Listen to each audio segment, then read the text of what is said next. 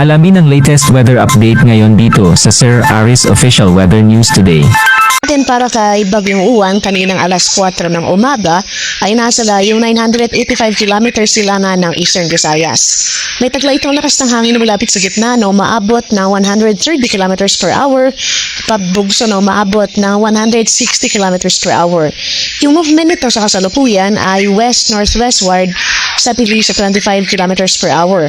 Ngayong araw magsisimula na tayo ng makakaranas ng masungit na panahon dito sa silangang bahagi ng Luzon and Visayas.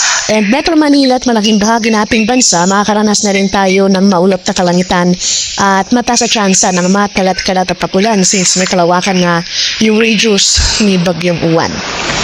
Ito yung ating latest track and intensity forecast kaninang alas 5 ng umaga. Makikita natin na wala naman tayong significant na naobserbahang changes sa ating track scenario as compared sa ating previous issuance sa ating 11 p.m. bulletin gabi.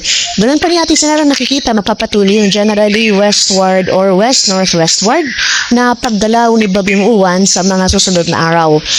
Pero patuloy nga itong lalakas or mag-intensify up to a super typhoon category prior to its possible landfall dito sa northern portion ng Aurora or southern portion ng Isabela bukas ng late evening or sa madaling araw ng Lunes.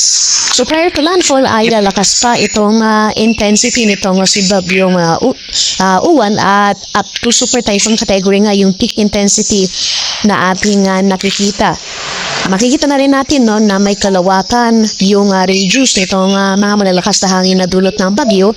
Makikita natin dito sa ating track forecast itong malaking bilog na shaded ng yellow. Ito yung area na kung saan saklaw or ito yung area na kung saan mararanasan natin yung mga malalakas na hangin na dulot ng bagyo. So kung iti-take into account natin yung movement ni Bagyong Uwan sa mga sunod na araw as well as yung malaking radius na ito, makikita natin malaking bahagi ng ating bansa ay mararanasan yung malalakas na bugso ng hangin in the coming days.